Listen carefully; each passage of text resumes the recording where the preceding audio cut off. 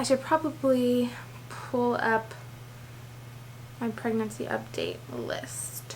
Hello everyone and welcome back to my channel. It has been a bit. I did not do a 17-week or 18-week pregnancy update, and I'm so sorry for those of you who have been keeping up with these. I have not been doing a very good job. But this week I am officially 19 weeks. I'm almost halfway through. Baby E is the size of a mango, I think. I'm so prepared for this. And the most exciting thing about this is on Saturday this week, we are going to find out the gender of baby E. I'm so excited. We go in for our ultrasound, anatomy scan, whatever, on Friday, and then on Saturday, we're doing the gender reveal party. I cannot wait to find out. And just for anyone who wants to see that, that will go up on our vlog channel. All right, let's move on with like pregnancy update stuff. Update on sleeping. I've been sleeping so much better and getting up at my normal time and going to bed early. I've been doing so great with that. I'm not using the pregnancy pillow. Some of you might remember that a while back Matthew got me a pregnancy pillow, and I think it's a Snuggle. But no matter what I did, it just made me more uncomfortable when I was trying to sleep. So now I've just kind of gotten to where I just kind of like move around in bed and find whatever's comfortable. And so yeah, I've just been sleeping normally. I haven't been using a pregnancy pillow or anything. I just kind of find whatever's comfortable every night when I go to bed and stick with that. Please don't mess with the camera. I have 2 cats down here next to the stands. Please don't do it. As far as exercise goes, I've been doing yoga every morning. Sometimes I do 2 sessions a day. It really helps me wake up in the morning, and it really helps like stretch out all my muscles and like where I'm sore and everything. Like it really helps me get like stretched out and loosen up and be ready to go for the day. And sometimes I'll do guided meditation or yoga before bed to help me kind of like calm down and unwind.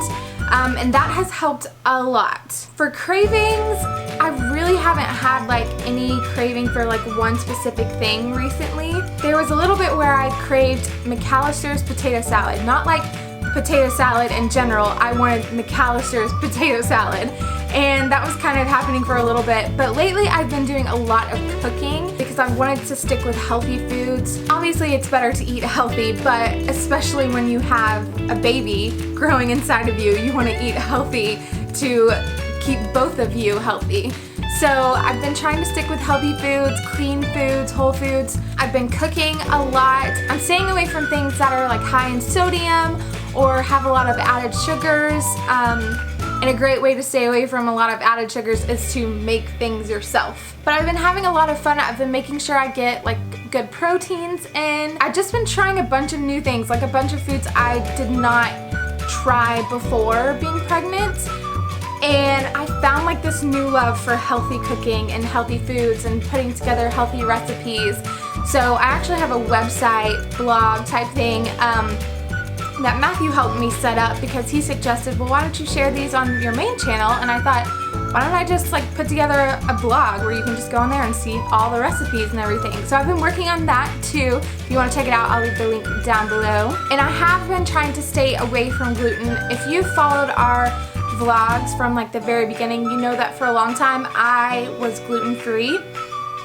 But I would have so much trouble when I did eat like a little bit of gluten that I decided to kind of like sprinkle it back into my diet, not like eating gluten all the time, but just like not worry about it so much. But then when I went back and looked at like old vlogs, I was like, wow, I had so much more energy. My skin looked so much better. I just felt better when I wasn't eating gluten. So right now, I'm trying to like stay away from gluten when I can. But if we like get something one night and I'm like, this has gluten in it, I'm gonna eat it. Like, I 100% believe eat healthy, but don't ever feel bad about treating yourself. So I do eat gluten on occasion. I just try to stay away from it, which has helped during pregnancy because I don't bloat as much when I'm not eating gluten, which is amazing. Staying away from sodium and a lot of carbs has helped me with bloating, which has been amazing because you guys know that in the beginning I was feeling so bloated and I hated it. I felt awful. The one thing that still isn't getting any better, even though I've been like doing yoga and eating healthy, is my feet. If I just walk for a long period, oh my gosh, if I just walk for a long period of time, or if I'm standing in the kitchen cooking for a long time, my feet get so sore and it literally just hurts when my heel touches the ground. And the next day they feel like bruised almost. It's really weird, and I'm sure it's totally normal, but it's really annoying. Now I will move on to like the medical side of things. Like I said, we have our anatomy scan on Friday, which is insane, and that is when our appointments with high risk are gonna get more frequent, because now I'm in the second half, and after the anatomy scan they're gonna add on a whole bunch of stuff. Basically, they've said that my ultrasounds are going to be pretty frequent, but we'll go in for this ultrasound. After we're done with the tech, we'll go see the high-risk doctor who's in the same office, and he'll go over everything from the anatomy scan, and then we go straight upstairs to my OB right after, and then she'll go over things, and whatever the high-risk doctor has sent to her, she'll recommend to us or whatever. Basically, from this point on, any decisions that are made are by our high-risk doctor, just giving our OB directions. Like the high-risk doctor will have a lot more control from this point on, because I'm to the point where they need to make sure the baby's growing with all the medications that I'm on. And like I said, we're gonna find out the gender. I'm so excited. I still think it's a girl. I have said girl from the very beginning. I think Matthew's family is still saying boy. They really think it's a boy, but it's because all the grandchildren have been boys so far, so I'm hoping we get the first girl in there. This isn't medical, but it's a new update. We have started our baby registries. I say registries because we've had to do 3 different places because no one place had everything that we knew we wanted, like the right brands and everything. So we have 3 registries at the moment, which is insane, and it was so overwhelming putting those together, and there's still a lot of things that we haven't put on there because we don't know what we're gonna need, I guess. And that's more of like feeding essentials and breastfeeding stuff.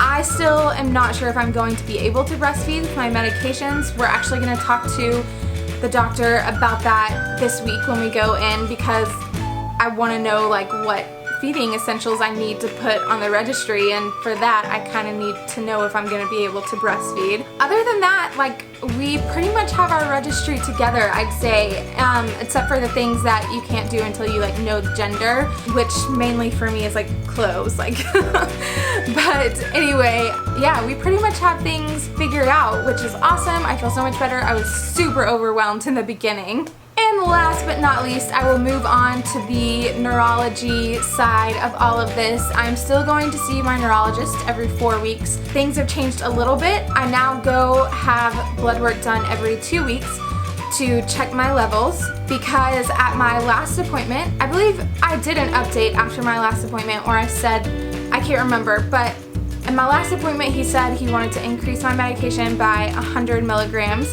because he didn't think that my body could tolerate 200 milligrams. The next day he called and said he got my blood work back. It was way too low, like it was as low as it was when I had a seizure, like a couple of months ago, something like that. So he wanted to increase it by 200 milligrams, which, as you can imagine, didn't go too well for me. Like he said, he didn't think that my body could tolerate another 200 milligram increase, but we didn't really have a choice. Unfortunately, when my medication increases by a lot pretty frequently, I don't have a very good reaction to it. I feel really sick, don't eat, just feel like drained and terrible. Like, I feel terrible basically. But thankfully I am past that point. It took me about a week to really get adjusted to it, and now I feel great again. Thank goodness. But since my levels dropped so much within 2 weeks, I'm now going every 2 weeks to get my levels checked, which is good, obviously, keeping tabs on my medication levels, but I mean, it's not fun to go and get your blood drawn every 2 weeks. Like, we're there so often that the nurses know us. Like, they know who we are when we come in. They're like, oh, hey. I think that's it for this update. I feel like I had so much because I didn't update y'all for 2 weeks. But last but not least, I will show you the bump. And there's the bump. Crazy. It's looking like a real bump these days. So thanks for watching. If you're new, don't forget to subscribe. And if you like this video, give it a thumbs up or share or comment. If you have any questions or any tips, leave them in the comments down below. And I will see y'all next week. Bye. Can you believe that next week, when I see y'all again, I'll know the gender? Oh my gosh.